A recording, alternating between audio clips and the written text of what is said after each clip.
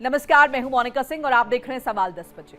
रूस और यूक्रेन के बीच जारी भीषण युद्ध के बीच अब दुनिया के नक्शे पर जंग का एक और नया और बेहद खतरनाक मोर्चा खुलता हुआ नजर आ रहा है। इस बार ये टकराव सिर्फ पूर्वी यूरोप तक सीमित नहीं है, बल्कि बर्फ से ढके आर्कटिक से लेकर एशिया प्रशांत तक फैल गया। रूसी राष्ट्रपति व्लादिमीर पुतिन ने पश्चिमी देशों और नेटो के खिलाफ अब तक का सबसे बड़ा मोर्चा खोल दिया है। पुतिन ने साफ और सख्त लहजे में चेतावनी दी है कि अगर एशिया प्रशांत क्षेत्र में नेटो का विस्तार बंद नहीं हुआ तो इसके नतीजे पूरे विश्व के लिए बेहद खतरनाक और विनाशकारी होंगे। पुतिन का सीधा निशाना इस बार जापान और अमेरिका की जुगलबंदी पर है। रूस का आरोप है कि जापान की धरती पर अमेरिकी हथियारों और घातक टॉमहॉक क्रूज मिसाइल्स की तैनाती की जा रही है, जो रूस की सुरक्षा और उसकी सीमाओं के लिए सीधा खतरा है। पुतिन ने चेतावनी दी है कि रूस अपनी सीमाओं के पास पश्चिमी ताकतों का ये घेरा किसी भी कीमत पर बर्दाश्त नहीं करेगा। बात सिर्फ जमीन और हवा की नहीं है, बल्कि समंदर में भी बारूद की गंध तेज हो गई है। यूरोपीय देशों पर भड़कते हुए पुतिन ने आरोप लगाया कि वो रूसी व्यापारिक जहाजों को जब्त कर रहे हैं। पुतिन ने इसे साफ तौर पर आधुनिक पायरेसी यानी समुद्री डकैती करार दिया है। साथ ही करारा जवाब देने की धमकी दी है। लेकिन सबसे चौंकाने वाला खुलासा अमेरिकी खुफिया एजेंसीज की रिपोर्ट में हुआ है। इस रिपोर्ट के मुताबिक पुतिन नेटो के सबसे शक्तिशाली रूल आर्टिकल 5 की परीक्षा लेने की तैयारी में है। यानी रूसी सेना बाल्टिक देशों या पोलैंड की सीमा पर कोई सीमित सैन्य घुसपैठ या बड़ा साइबर अटैक कर सकती है, जिससे यह देखा जा सके कि किसी एक देश पर हमला होने पर पूरा नेटो एकजुट होकर लड़ता है या ताश के पत्तों की तरह बिखर जाता है।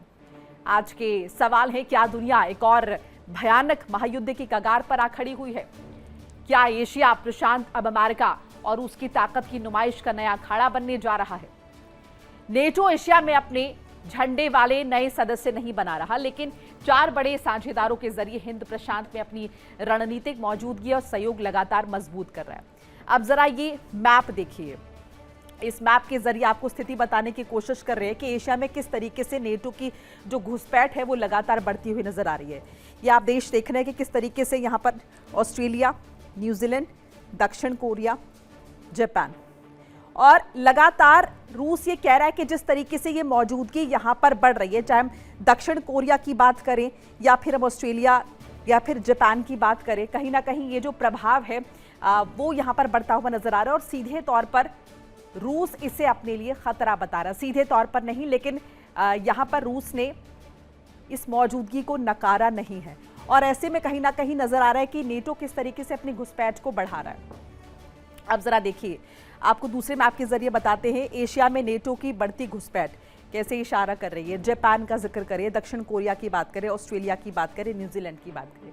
अब यहाँ पर जिस तरीके से रूस के राष्ट्रपति व्लादिमीर पुतिन ने कहा है कि अगर नेटो रूस की तरफ निगाह टेढ़ी करेगा तो रूस भी चुप नहीं बैठेगा और निश्चित तौर पर वो पलटवार करेगा। कैसे करेगा? किसी भी देश पर कर सकता है।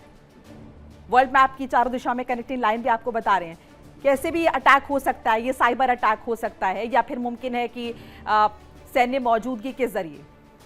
इसी पर ज्यादा डिस्कशन के लिए हमारे साथ खास मेहमान जुड़ रहे के करके तारुफ करा देती हूँ। ग्रुप कैप्टन आशीष साय, रिटायर्ड रक्षा विशेषज्ञ, कमांडर डॉक्टर भूषण दीवान, रिटायर्ड रक्षा विशेषज्ञ, डॉक्टर DK गुप्ता, विदेश मामलों के जानकार।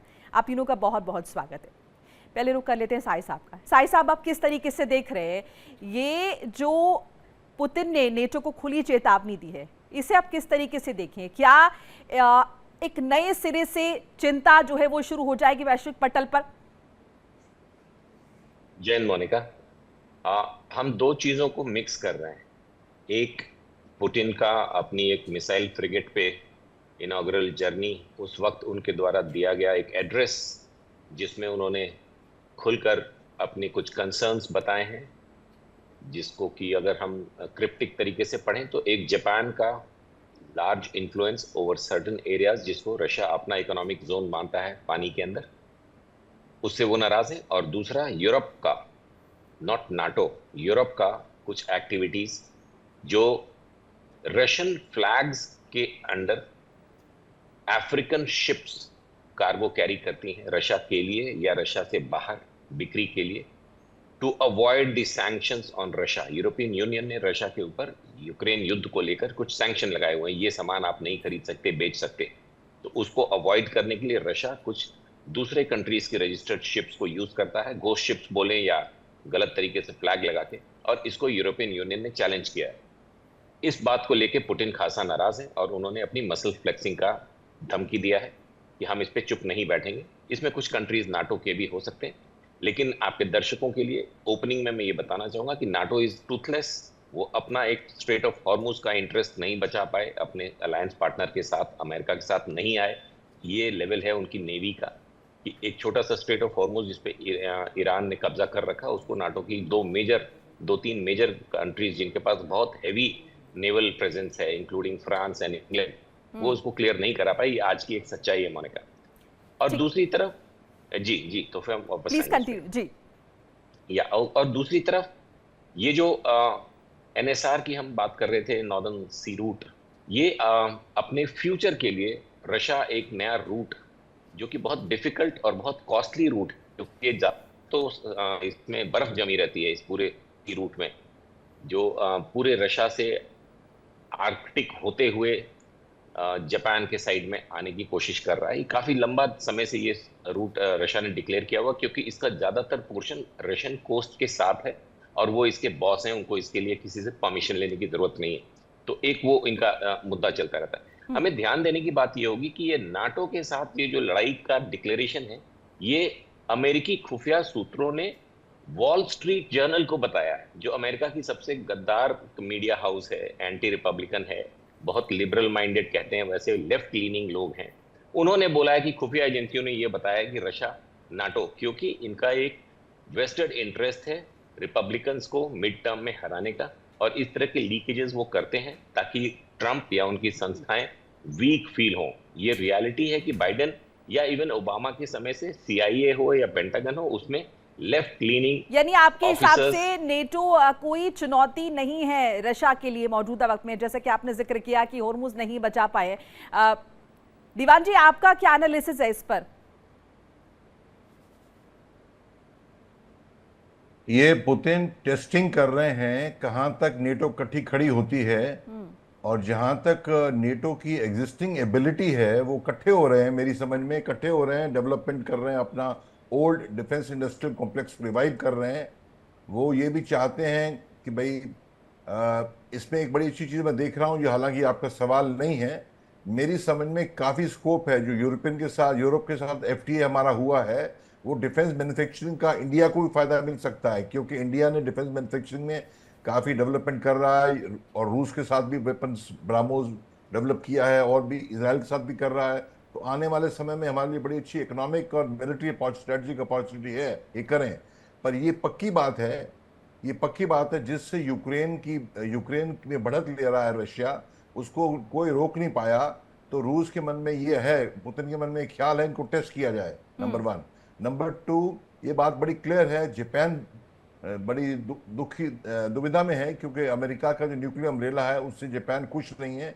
जापान के ऊपर और जर्मनी के ऊपर जब से मार्शल प्लान बना है, मार्शल प्लान क्या है, अमेरिका ने लगाया था एक्सेस पावर्स पे। एक्सेस पावर्स कौन थे जो सेकेंड वर्ल्ड वॉर में हार गए थे? जर्मनी, जापान और इटली। इटली तो बड़ा मेजर नहीं है, तो ये इनके ऊपर आप अपनी फौज नहीं रखेंगे।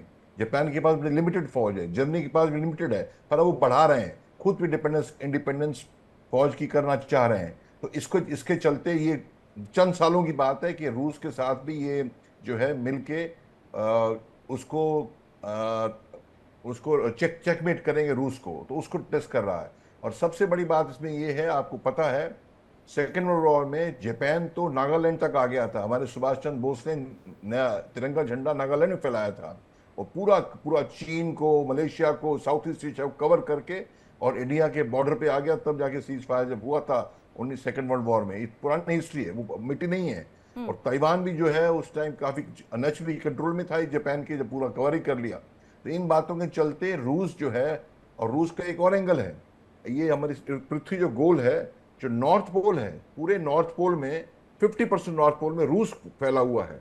तो ईस्ट में क्या है, चाइना का, जापान का थ्रेट है, वेस्ट में क्या, नेटो का थ्रेट है। और नंबर 1, नंबर 2, ये आप देखना आने वाले समय में जो पोलर शिपिंग, वहां से मिसाइल लॉन्च भी पोलर पोल से, अब अलास्का के ऊपर और अमेरिका के ऊपर मच बेटर है मिसाइल लॉन्च बेसिस जो नॉर्थ पोल में बन रहे हैं। और रशिया के पास कई शिप्स हैं, आइस ब्रेकिंग शिप्स, 40-42 शिप्स हैं, और नेटो के पास इतनी नहीं है। तो ये स्ट्रेंथ की डिफरेंसेस की वजह से भी तकलीफ आती है। जब स्ट्रेंथ ज्यादा होती है एक की, वो दूसरे को दबाना चाहता है। ये पक्की बात है, आप देख लेना अगले साल में full scale war Russia NATO पे करे, यूरोप पे करे, ऐसा नहीं होगा। पर टेस्टिंग अभी भी आपको मालूम है, ये छोटा जो सा बता दूं टेस्टिंग मैं का आपको, आप लास्ट जिक्र पॉइंट। करें दीवान जी, मैं डॉक्टर गुप्ता से ये सवाल लूंगी, ये जो टेस्टिंग का जिक्र यहाँ पर दीवान जी कर रहे हैं, सबसे ज्यादा खतरा, क्योंकि रशिया ये कह रहा है कि कोई भी, डॉक्टर गुप्ता का शायद कनेक्शन टूट गया है। Doctor Gupta, can you hear me? Doctor Gupta, यहाँ पर जी जी पुतिन की तरफ से कहा गया कि किसी भी जहाज को अगर हमारे छुआ तो अंजाम अच्छा नहीं होगा। आप नेटो के किस कंट्री पर वो अटैक करेंगे ये नहीं, लेकिन कहीं पर भी हमला जो है उनके द्वारा किया जा सकता है। आपको ऐसे में क्या लग रहा है, सबसे ज्यादा खतरा किस देश पर हो सकता है? पोलैंड? जी मोनिका जी, आप सभी लोग को नमस्कार। देखिए, एक चीज आर्य दीवान जी। स्वाभाविक है कि कोई भी राष्ट्रपति होगा या कोई भी राष्ट्रपति या कोई भी होगा, वो जरूर बोलेगा कि अगर हमारे जहाजों पे अगर कोई थ्रेट आएगा तो हम उसको रिएक्ट करेंगे। ये स्वाभाविक है, छोटा देश भी बोलेगा, पुतिन तो बड़ी शक्ति है। और यहाँ पे इस चीज को देखिए, अगर बिडेन का शुरुआती दौर देखेंगे, जब बिडेन प्रेसिडेंट बने थे, उन्होंने मैं उसको अक्सर मैं बोलता रहता हूँ कि अमेरिका की थ्योरी, वार की थ्योरी इस समय नहीं है। मतलब वो वार नहीं चाह रहा है, वार से बचा है। वो ज्यादातर जगह से अपनी फौज को विड्रॉ किया है, चाहे उसको दुनिया चाहे कुछ भी बोले, चाहे अफगानिस्तान, हर जगह से विड्रॉ किया, क्योंकि उसको जो सेटबैक हो रहा था फाइनेंशियल एरेना में, उसको वो जरा कवर करना चाह रहा था। उसी समय सबसे ज्यादा इंपैक्ट जो बिडेन ने सबसे बड़ा इंपैक्ट डाला, जो रसिया ने चुपके से पूरे अंटार्कटिका में अपने एनर्जी सोर्सेज, अपने स्ट्रेटेजिक बेसेस और अपने जो रूट्स वगैरह क्रिएट किए, दुनिया का सबसे बड़ा आइस ब्रेकर उन्होंने अपना एक वहां पे तैनाती कर रखी है। तो रसिया का एक प्रकार से बहुत अच्छा ग्रिप है अंटार्कटिका पे, तो उस पर ध्यान बिडेन का पहली बार गया था और उन्होंने उसको इंगेज करने की कोशिश की। उसी क्रम में फिनलैंड वगैरह जो नॉर्डिक कंट्री, उनको लाया गया नाटो के अंदर, ताकि नजदीकियां नाटो की अंटार्कटिका और रसिया की तरफ बढ़े। और इसी क्रम में देखिए तुर्की है, ये सब देश हैं, तो कोशिश की गई और डिप्लोमेटिक तरफ से भी कोशिश की गई कि किस तरह से इसको घेरा जाए। जैसे ऑस्ट्रेलिया में बड़ी कोशिश की गई, ऑस्ट्रेलिया प्रधानमंत्री ट्रंप के जो चाहते थे वो नहीं बन पाए, जापान में जो चाहते थे वो नहीं बन पाए।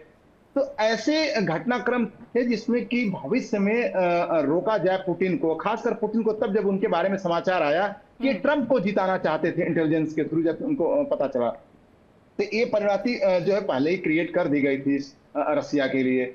तो रसिया, अब यहाँ पे देखिए, दो धड़ा विश्व में हुआ करता था कभी। एक तो ये होता था कि जो फाइनेंशियल शिफ्ट था, जो इकोनॉमिकल शिफ्ट था, वो हमेशा दुनिया में कहीं न कहीं अटलांटिक शिफ्ट रहा है। मतलब आज भी देखेंगे तो दुनिया की सबसे बड़ी इकोनॉमी अमेरिका है, उसके बाद यूरोपियन कंट्रीज बहुत अच्छा कर रही हैं, क्योंकि लेबर इंसेंटिव मार्केट वो नहीं है, वो हमारे लेबर इंसेंटिव प्रोडक्ट को कंज्यूम करती हैं। इसीलिए चीन और भारत जो है वहां पे ज्यादा अपना जो है एक्सपोर्ट करते हैं। तो उसको शिफ्ट नहीं हम लोग अभी तक कर पाए हैं। उसमें चाइना बहुत अच्छा कर रहा है, 20 ट्रिलियन की इकोनॉमी हो चुका है। जापान, भारत अच्छा कर रहा है, साउथ कोरिया अच्छा कर रहा है। तो एक जो वेस्टर्न सोच पूरी दुनिया में है, ईस्टर्न और वेस्टर्न सोच, वो काम करती रहती है सत्ता के अंदर। वो चाहती है कि कहीं ना कहीं वेस्टर्न जो डोमिनेंस है वो बना रहे, चाहे इकोनॉमिकल हो चाहे स्ट्रेटेजिकल हो। स्ट्रेटेजिकल में हम पीछे चले गए हैं, इसमें कोई डाउट नहीं। रसिया जब से टूटा है, उसमें वो शक्ति नहीं रही कि हम एक हेजमोनी वर्ल्ड में क्रिएट कर सकें। पहले दो पोलर होते थे, अमेरिका और रसिया, लेकिन अभी नहीं। लेकिन इकोनॉमिकल शिफ्ट में अब चाइना, रसिया, ये सब आ रहे हैं, तो उसको दबाने के लिए टैरिफ, कहीं वार, तो कहीं बहुत सारी चीजें। और इसका परिणाम भी अमेरिका को मिला है। पिछले 3 साल के अंदर उसकी 3 से 4 ट्रिलियन इकोनॉमी बढ़ी है, और चाइना वगैरह की कम हुई है। भारत भी लगभग उसी लेवरेज पे है, ज्यादा बढ़ नहीं रही है, न ज्यादा कम हो रही है। बहुत वाइड इंफॉर्मेशन ये हो गई। एक बार let's come back to this topic, एक बार स्ट्रेट ये बात करते हैं। दीवान जी का एक रिएक्शन जो छूट गया था, फिर मैं साई साहब के पास जा रही हूँ। देखिए, मैं बता रहा हूं आपको, मेन दुखती रग जो है पोलैंड, जो आपने सवाल पूछा, पोलैंड बोला भी आपने, बहुत अच्छा बोला आपने। पोलैंड की ज्योग्राफी ऐसी है, जैसे हमारी सिलीगुड़ी कॉरिडोर है, 25 किलोमीटर वाइड है। तो यहाँ पे पोलैंड और बेलारूस और पोलैंड के बीच में एक स्वाल की गैप है, स्वाल की, SUWAL का स्वाल की गैप, जो 100 किलोमीटर की है। वो जो गैप है जैसे आप समझे केक पड़ा हुआ है, केक पे हमने कैंडल लगाई, तो कैंडल क्या है, एस्टोनिया, लेटविया, लिथुआनिया, वो कैंडल गई अंदर, अंदर कहाँ गई, वो अंदर मतलब वो रशिया की टेरिटरी, बेलारूस की टेरिटरी है। लेफ्ट में, वेस्ट में, बाल्टिक सी पे वो कालिनग्राड एक्सक्लेव है। एक्सक्लेव माने जैसे कई बांग्लादेश की टेरिटरी इंडिया के अंदर है, इंडिया की बाउंड्री के अंदर है, एक्सक्लेव, कॉन्क्लेव नहीं, एक्सक्लेव। और वैसे उसके ऊपर रशिया कहता है हम तो बेलारूस से जो कैंडल आई हुई ऊपर तीन, एस्टोनिया, लेटविया और लिथुआनिया, इनको भी तबाह कर देंगे, बाल्टिक सी को, ताकि, और ये स्पेशली गैप, जो गैप है बेलारूस ईस्ट से लेके कालिनग्राड जाने का, जोड़ लेंगे। बेलारूस क्या है, रूस का पार्टनर है। तो पोलैंड पे अटैक टेस्ट होगा, और काफी टाइम से मांग रहे हैं, रशिया मांग रही, और हमको अभी जाने का रास्ता दीवान दिया जी, जाए, पिछले कॉरिडोर दिनों दिया जब जाए। अटैक रूस ने किए हैं यूक्रेन पर, तब भी हमने देखा कि पोलैंड भी कई दफा जो है उसकी जद में आया है, डायरेक्टली नहीं लेकिन इनडायरेक्टली आया, तो मैसेज कन्वेड है। साई साहब, आप भी इत्तेफाक रखेंगे ऐसा आने वाले दिनों में और मुमकिन है? प्रेजेंट कंडीशन में रशिया बहुत एस्केलेट नहीं कर सकता, they are in a bad shape militarily. और पिछले 1.5-2 महीनों की बात करें, जब से सीज फायर हुआ ईरान और अमेरिका का, उस दरमियान डीप इनसाइड रशिया जेलेंस्की की सेना ने साई साहब, बहुत एक और क्यूरोसिटी मेरी, उसका जवाब आपसे चाहूंगी। ये जो अटैक्स हैं या फिर ये जो हम हमले की बात कर रहे हैं, ये सिर्फ सैन्य रूप से होंगे, क्योंकि साइबर अटैक्स की बात भी कही जा रही है कुछ और तरीके से भी, क्योंकि हम देख रहे हैं अभी जिस तरीके से डोनाल्ड ट्रंप हर मोर्चे पर जाकर बार बार ये जता रहे हैं।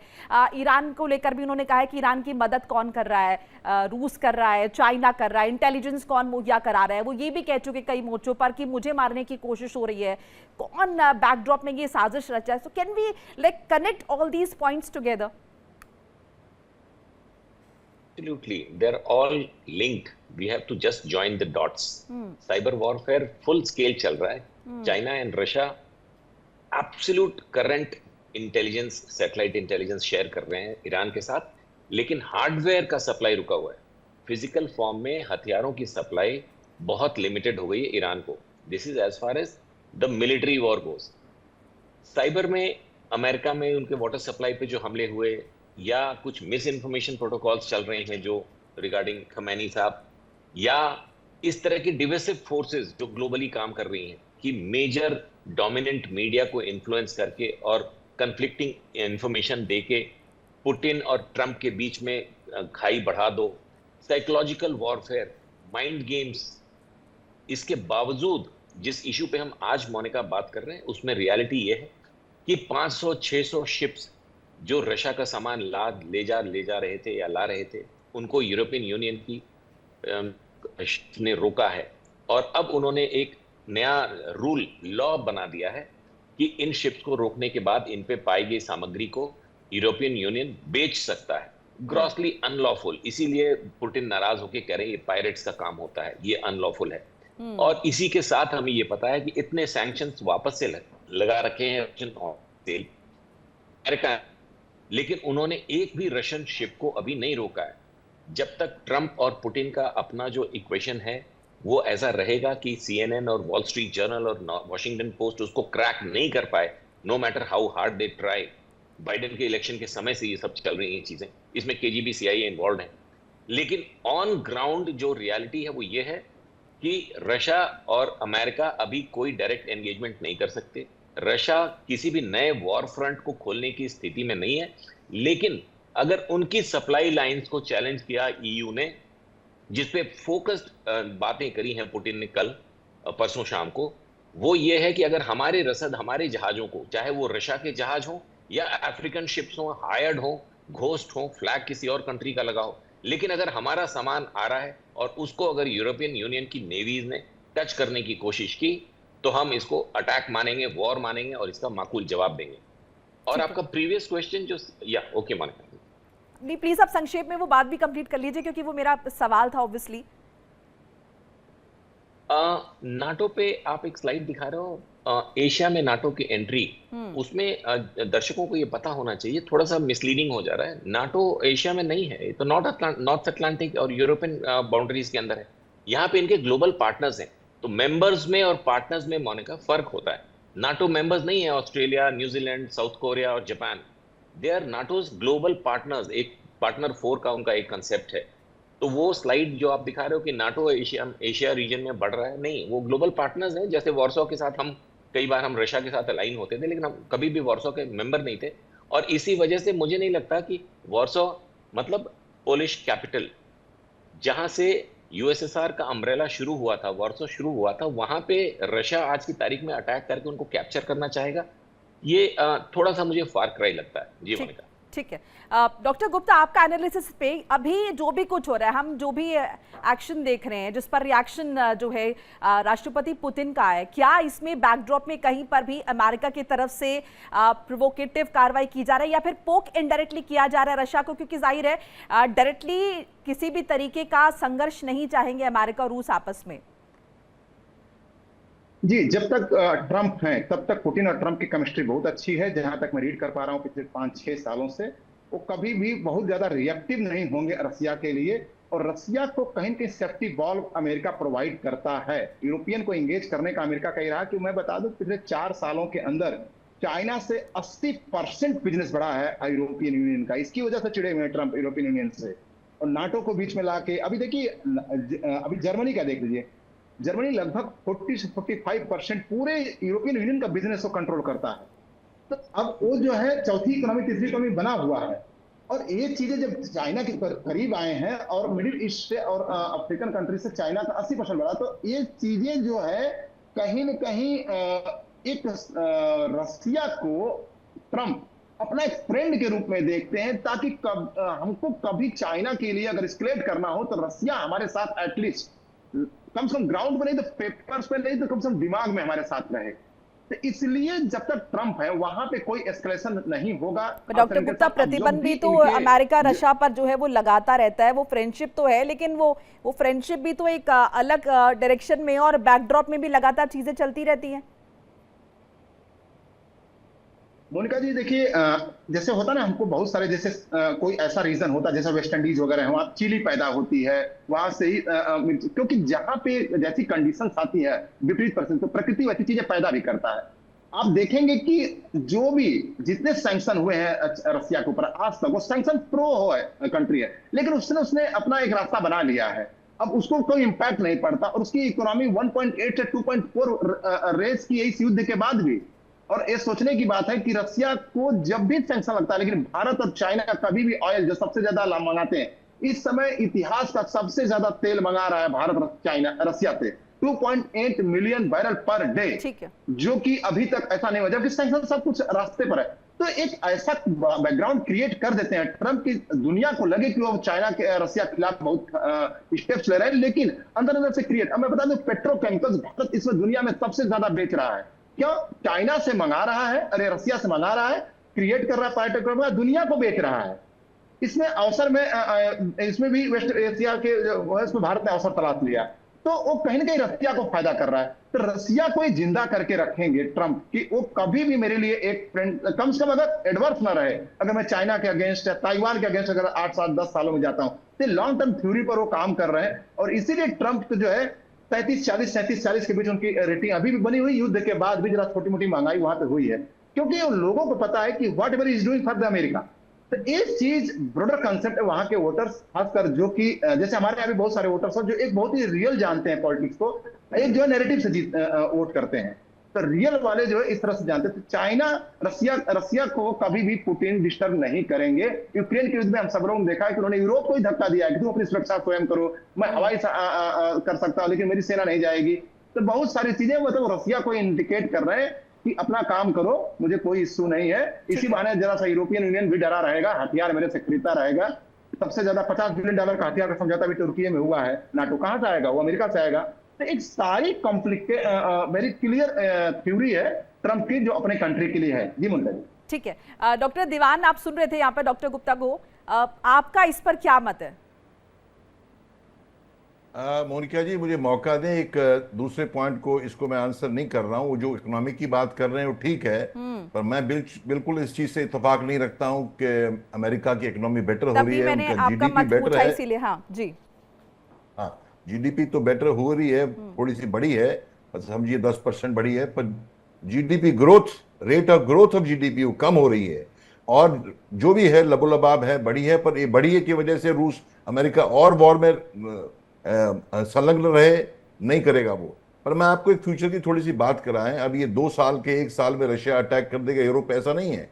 ये मैं बताऊं, ये हर लीडर्स, हर कंट्री स्ट्रेटेजिकली छोड़ती हैं। अगले 8-10 साल में आप देख लेना, अभी भी नॉर्थ कोरिया ने, चाइना ने, ईरान, रूस ने मिल के काम किया ईरान को सपोर्ट करने का। राइट। नंबर 1। नंबर 2, यूक्रेन में भी चीन ने रूस को, नॉर्थ कोरिया ने रूस को सब आर्मामेंट भी दिए हैं और नॉर्थ कोरियन सोल्जर्स भी फाइट कर रहे हैं। राइट। मैं क्या कहना चाह रहा हूं, कहना ये चाह रहा हूं आज की डेट में, और सुन ले एक और छोटी सी बात, आने वाले डेट में, आने वाले टाइम में जापान, जो सेखलिन आइलैंड रशिया के साथ हैं, रशिया, रूस का, जापान का बहुत प्रॉब्लम है, उसको ठीक करने के लिए रूस और चीन मिलके अमेरिका को और वेस्टर्न कंट्रीज भी, आपको मालूम होगा कई समोआ वगैरह के अमेरिकन आइलैंड टेरिटरीज है पैसिफिक में, और फ्रांस की भी टेरिटरीज है पैसिफिक में, यूके की भी टेरिटरीज है पैसिफिक में। तो वो नजर आ रहा है सप्लाई चेन के हिसाब से भी, नेटो जो है, यूरोप जो है, वो चीन से मिलना चाह रहा है। तो चीन और इंडो पैसिफिक जो है वो इंटरेस्ट है ग्लोबली, तो जब उन वेस्टर्न पावर्स का, तब उनका है, तो उनको चेकमेट करने के लिए रूस आर्कटिक से उनकी जो फ्लीट है वो वहां से उनको चेकमेट करना चाहते हैं। उनकी प्लानिंग है कि ये आने वाले हैं इधर, कौन, यूरोप भी, अमेरिका तो है ही वहां इंडो पैसिफिक में, और उसको रोकने के लिए, और ऑस्ट्रेलिया एक नया एक्सेस बन रहा है, Japan, India, south Korea, New Zealand, Australia, इसको चेकमेट करने के लिए पक्का इंटरेस्ट है रूस का वहां पे जाने के लिए। मैं ये नहीं कह रहा हूं, एक स्ट्रेटेजिक इन एडवांस प्रिपरेशन की बात है, सोच की बात है। हम वहां मौजूद नहीं होंगे तो ये छा जाएंगे, तो उसके लिए कर रहे हैं, और ये होने वाला है। तो एकदम काइनेटिक वॉर हो जाए, मैं ये नहीं कह रहा हूं। अभी तक रूस इन अ वे आइसोलेट था, अमेरिका भी आइसोलेट था। जो उस थिएटर में, इंडो पैसिफिक में, आसियान थिएटर में रूस एंट्री मार रहा है, और यूरोप भी एंट्री मार रहा है अपनी सप्लाई चेन के लिए। काफी सप्लाईज जो है, रेयर अर्थ मटेरियल्स लेके, पूरे गुड्स सर्विसेज लेके, चाइना से बहुत कुछ है। इसलिए हम बात करते, जब भी करते हैं, बाबल मंडप बंद होता है तो यूरोप और चीन का व्यापार खतरे में पड़ जाता है, इतनी उनकी कनेक्शन है। अब ये वॉर क्या करता है, वॉर होता है जैसे नेवी का भी होता है कि make sure that sea lines of communication are not disturb, और ट्रेड तो 80%, 90% सी से होता है। तो ये उनका इंटरेस्ट है रशिया का लॉन्ग टर्म, कि हमको चेक ना किया जाए। और आचार्य ये गुरकीरत साहब ने बिल्कुल बात बराबर बोली है। प्रॉब्लम ये हो रहा है, सैंक्शन वाला काम जो कर रहे हैं यूरोपियन कंट्रीज, बहुत एक्सेस में कर रहे हैं। शिप्स 2 तरीके होते हैं, शिप्स बोर्ड करना, हमने नेवी में, इंडियन नेवी में शिप्स बोर्ड की है एनिमी की। बोर्ड करना एक बात है, उनके पावर लेनी उन लोगों ने, बोर्डिंग एंड सर्चिंग, और सर्चिंग में ऐसा बनना कॉन्ट्राबैंड मींस इलीगल गुड्स, उसको जब्त भी कर सकते हैं। अरे भाई, आप अंदर से रूस को उकसा रहे हो तो आप फंसोगे। तो रूस की तैयारी कर रहा है, और उसके ग्लोबल साउथ की लीडरशिप, वर्ल्ड में ग्लोबल साउथ की लीडरशिप के लिए जो अमेरिका और यूरोप के पास है, उसको चैलेंज करने के लिए रूस आगे आ रहा है। और क्यों, एक और इकोनॉमिक रीजन है, जो नया डॉलर रिजर्व करेंसी को एक नया करेंसी बनना है, तो ये भी एक नया ब्लॉक है, रूस, चीन और इंडिया बीच में है। ग्लोबल साउथ की तरफ भी है, क्वाड की तरफ भी है इंडिया, और नया जो ब्लॉक बन रहा है उसके साथ भी है। तो ये इमर्जिंग थ्रेट्स के हिसाब से रूस वहां अपना प्रेजेंस, मौजूदगी बड़े मजबूती से दर्ज करेगा। ठीक है साई साहब, अभी एक बार रूस और यूक्रेन का जिक्र कर लेते हैं। इस एक्शन का क्या कोई रिपरकशन या कोई इंपैक्ट जो है वो रूस यूक्रेन वॉर पर नजर आएगा? यूक्रेन इस तरह के फ्रिक्शन से काफी खुश होगा, क्योंकि वो लगातार यूरोपियन यूनियन से और नाटो से military hardware, air defence equipment और मॉनेटरी सपोर्ट चाह रहा है। अभी इसी केस में एक लेटेस्ट डेवलपमेंट थी कि यूक्रेन के पोर्ट से शिप जा रहा था यूक्रेन की नाक के नीचे से, and that was headed to Russia with रसद, खाने पीने का सामान एंड ऑल ऑफ दैट, जिसको पकड़ लिया गया। तो इन चीजों को लेकर रशिया यूक्रेन जो युद्ध है उसमें यूरोपियन यूनियन और रशिया या नाटो और रशिया के बीच कोई इमर्जिंग फ्रिक्शन या यूक्रेन को कुछ फायदे हो सकता है कि जेलेंस्की कुछ दिन और अपनी कुर्सी पे बचे रहें या बचे ही रहें। काफी कुछ चल रहा है उनके यहाँ, रिवोल्टिंग टाइप, जिसकी इंफॉर्मेशन मीडिया कैप्चर नहीं कर पा रही है, थोड़े मोड़े सोर्सेज से पता चल रहा है। लेकिन ये जो जिस तरह का अटैक पिछले 1.5 महीने में, मोनिका जिसकी मैं बात कर रहा था पहले, वो बहुत सीवियर है। ये आउट एंड आउट एक सिविल इंफ्रास्ट्रक्चर को डिमोलिश करना, बर्बाद करना, खाने पीने के स्टोर्स को मारना, पेट्रोलियम के स्टोर्स को मारना। एक तरफ कीव पे कंसंट्रेटेड अटैक कर रहा है रशिया, काफी उनका गाजा स्ट्रिप बना रखा है कीव मेन कैपिटल को, और उसके रिस्पांस में कीव ने लंबे दूरी के ड्रोन से मॉस्को के अगल बगल उनके जितने मेजर सप्लाई चेन्स हैं रोजमर्रा की चीजों के, मिलिट्री नहीं, उसको डिस्ट्रॉय कर रहे हैं। और इस पे ना यूनाइटेड नेशंस को कुछ कहना है, ना अमेरिका कुछ बात कर रहा है, और उनको सेल्फ डिस्ट्रक्टिव मोड में छोड़ रखा है। तो ऐसे वक्त में इन दोनों देशों को बहुत अर्जेंटली इस समय बैठ के बात करनी चाहिए, through China, through Russia, through India, whatever, and they should come to a end of this bloody nonsense. They are killing each other badly. जो भी थोड़ा मोड़ा क्रीमिया का एक सेशन है उसको रिजॉल्व कर, या इस तरह के पैनल डिस्कशन जो हम करते हैं, मोनिका, आपके दर्शकों को ये समझना चाहिए कि वर्ल्ड ऑर्डर के जो भी रिसर्चर्स हैं वो इस समय एक ऐसे मुहाने पे हैं कि नाटो में just finish before Trump retires, NATO vertical crack कर जाएगा, और उसके बाद NATO without America is no NATO. तो हम वहां से फोकस हटा के जो इमर्जिंग वर्ल्ड ऑर्डर है, जिसमें एक इंडिया, रशिया, चाइना एक्सिस, अगर हम चाइना के साथ अपने बायलैटरल्स को थोड़े दिन के लिए कोल्ड बस्ते में डाल के, जो नेहरूवियन ब्लडर के तरफ हमने सिक्किम या अरुणाचल को लेके किया हुआ है, not a major issue because वो हिस्टोरिकल एरर्स हैं, उनको करेक्ट करने में दशकों लगते हैं, लेकिन बाकी चाइना के साथ, रशिया के साथ एक एक्सिस बना के with Israel as a fourth partner एक नया वर्ल्ड ऑर्डर की जरूरत है। लेकिन इस तरह की थिंक टैंक शायद इस समय हमें कम मिलेगी because of various other reasons, जिसमें मैं यहाँ पे बोलना नहीं चाहता। जी मोनिका। ठीक है डॉक्टर गुप्ता, जाहिर है देखिए हर चीज़ के पीछे इकोनॉमिकल रीजंस भी हैं। अब ये जो यूरोपियन यूनियन दोबारा किया गया है रशिया के लिए, रशिया पहले भी कई, अगर हम देखें, आर्थिक चुनौतियों से जूझ रहा है। यूक्रेन के साथ जिस युद्ध में वो लिप्त है उसमें कहीं ना कहीं देखा है कि आर्थिक तौर पर रशिया जो है वो टूट रहा है। अब ये जो कोशिश की जा रही है यूरोपियन यूनियन की तरफ से, इससे कितना भड़का होगा रशिया, और किस तरह की आशंका रशिया को?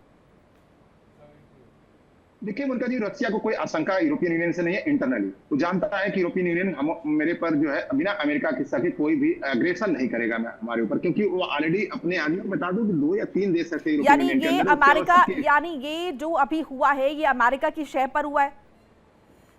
नहीं, अमेरिका के सर पे नहीं हुआ है। ये मिड टर्म पोल को देखते हुए सारी चीजें क्रिएट की जा रही हैं, लोगों के दिमाग में चीजें क्रिएट की जा रही हैं ताकि जो है एक नेगेटिविटी बने अगेंस्ट ट्रम्प, और वो चीजें ऐसी बनाई जाए कि लोग उसमें बरगलाते रहे, बातें करते, नैरेटिव बनाते रहे। तो ये सारी चीजें एकदम स्प्लिंटर की तरफ चलती है। जैसे कि ड्रोन अटैक होते हैं, 150 ड्रोन एक साथ, ऐसे ही बहुत सारी चीजें निकाली जाती है। जैसे इसके पहले अभी ईरान ने 2 दिन पहले बोला था कि उनका परिवार फायदा ले रहा है, जो है ट्रम्प का परिवार फायदा ले रहा है इस युद्ध से, इस बिजनेस से। उसके पहले कुछ दिन पहले आया था कि जो शेयर मार्केट में उसका परिवार फायदा ले रहा है। एक जो इंटरनल पॉलिटिक्स चलती रहती है उसका रिपरकशंस पूरे दुनिया में, चूंकि अमेरिका बड़ा देश है और हमेशा डिस्कशन में रहता है पैनल पर, तो कुछ भी बात निकालोगे तो पूरी दुनिया में उसका डिस्कशन होता है। तो ऐसी चीजें निकाली जा रही, लेकिन प्रेजेंटली यूरोपियन इस कंडीशन में नहीं है। ये थोड़ा गले से बात नहीं उतरी कि बिना यूरोपियन यूनियन, बिना अमेरिका के कुछ कर रहा है, और इस पर्टिकुलर केस में अमेरिका ने ऐसा नहीं कहा होगा। 10 सेकंड्स का एक रिएक्शन, दीवान जी शायद कुछ कहना चाह रहे हैं, मेरे पास वक्त बहुत लिमिटेड है। दीवान जी 10 सेकंड। मैं बस इतना ही कहना चाह रहा हूँ, 250% कोई शक ही नहीं है अमेरिका के शेयर से काम हो रहा है। नेटो में दरार आ गई, डाइवोर्स नहीं हुआ है, सेपरेशन कर रहे हैं, उन्होंने आपस में मिलना है। दुनिया को जीतना है तो अमेरिका और यूरोप मिलकर चलेंगे। और यूरोप ने, हाँ, अमेरिका ने क्या बोला है, अपनी आप डिफेंस में खर्चा आप करो, हम नहीं करेंगे। वो भी उस तरफ बढ़ रहे हैं। तो दुनिया में अगर अमेरिका ने वर्चस्व लाना है तो यूरोप के साथ मिलकर चलेगा, वही हो रहा है, उसकी शय पे हो रहा है। बिल्कुल, बहुत बहुत शुक्रिया आप सभी का हमारे साथ जुड़ने के लिए। वक्त फिलहाल इतना ही था मेरे पास। तो ये नेटो का जो बढ़ता वर्चस्व है, ये कहीं ना कहीं अब अगर हम देखें तो रशिया के गले नहीं उतरा, और पुतिन ने साफ तौर पर चेता दिया है कि अगर आगे कुछ भी होता है तो इसके लिए जिम्मेदार हम नहीं होंगे, और किसी भी देश पर अटैक हो सकता है। वो अटैक किसी भी तरीके से हो सकता है, वो सिर्फ सैन्य अटैक नहीं, यहाँ पर साइबर अटैक भी मुमकिन है। एक छोटा सा ब्रेक, खबरें लगातार जारी है। देखिए इंडिया डेली 24/7 अब आपके स्मार्ट टीवी पर। इंडिया डेली मौजूद है सभी डिजिटल प्लेटफॉर्म पर लाइव और लगातार। इंडिया डेली 24/7 हर दिन राष्ट्र को समर्पित।